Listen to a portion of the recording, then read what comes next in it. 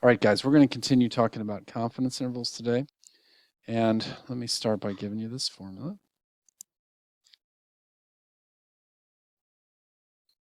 Okay, now your calculator does everything for you, but we need to look at this formula so we can understand what we're doing today.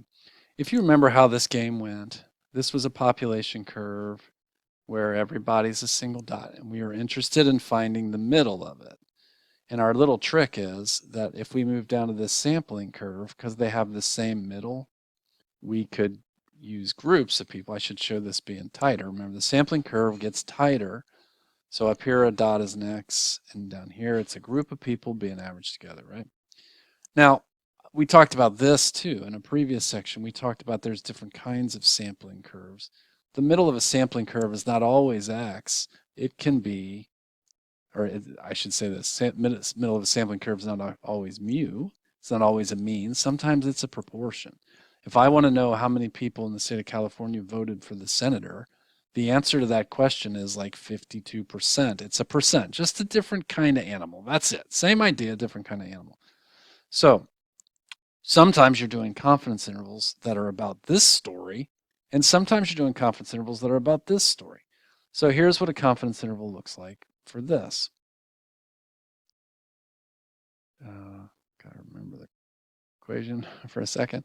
Okay, everything is the same. Now we're going to adjust this formula in just a second here. But this, I'm going to talk you through this. This was the point estimate. It's our dot. It's our sample evidence, which makes it a statistic, okay? Now p hat. Do you remember what p hat was? We've got a certain number of people who voted for the senator out of everybody in the state, or in our sample. I called up 10,000 people. Or at Finley, are you happy here? 75 people out of 100 were happy here. That's p hat. So now our dot is called p hat instead of x bar. That's it. Everything else is the same idea. Point estimate, margin of error, these wings to try to improve it. We're trying to catch the truth in our interval. And so a 95% confidence interval would mean that we don't know that our p hat is correct. We don't know that our interval's right.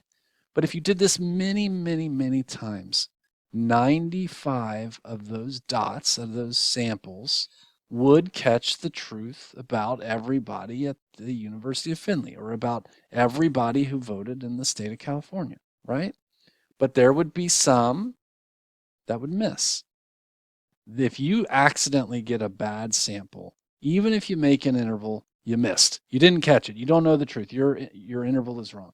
So 5 out of 100 times, a 95% confidence interval misses. You got a bad dot. 90%, 10 out of 100 times you miss. You got a bad dot. It happens. Sometimes you just miss.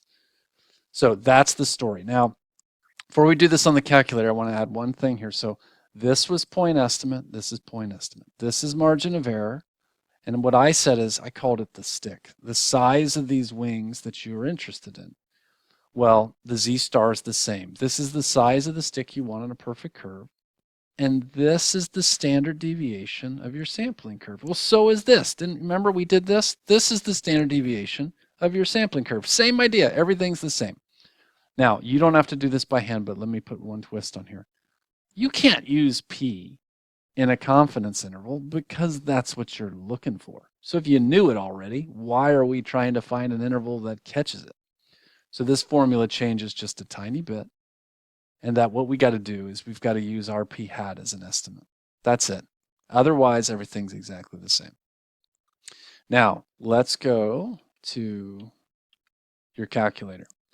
Before we had a Z interval is what we did to create the confidence interval. Well, now we're using one prop Z interval, where prop just stands for proportion. That's it. So look what they've done here.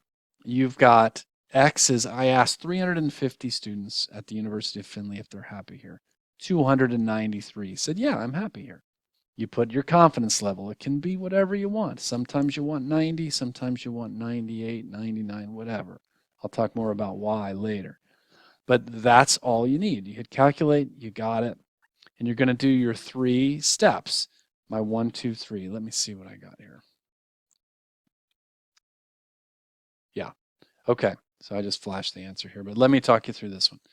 So here's the only thing so far. We're going to get way into this later, but why would you be doing a proportion confidence interval instead of the one we did the other day, the Z interval? That's the challenge, and I promise I'm going to spend a lot of time helping you understand that later. For now, here's what you're looking for. The key word is out of. Somewhere in the problem, it gives us a p hat. And p hat is out of. You're making a proportion. Now, sometimes it literally says out of, and sometimes it doesn't, but you'll see it's here. In a research study in cattle breeding, 159 of 273 cows. Well, this is p hat. It is 159 out of 273.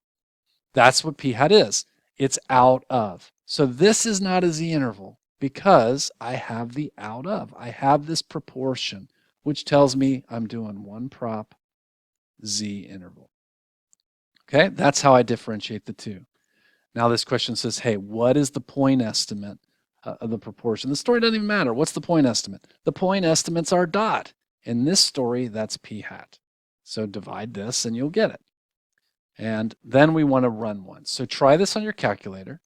I flashed the answer up there briefly, but we're doing a 90% confidence interval. Here's my X, here's my N, and that's all you need. And you should get this. Check yourself on that before you go on. Stop the video if you need to, but this is our interval.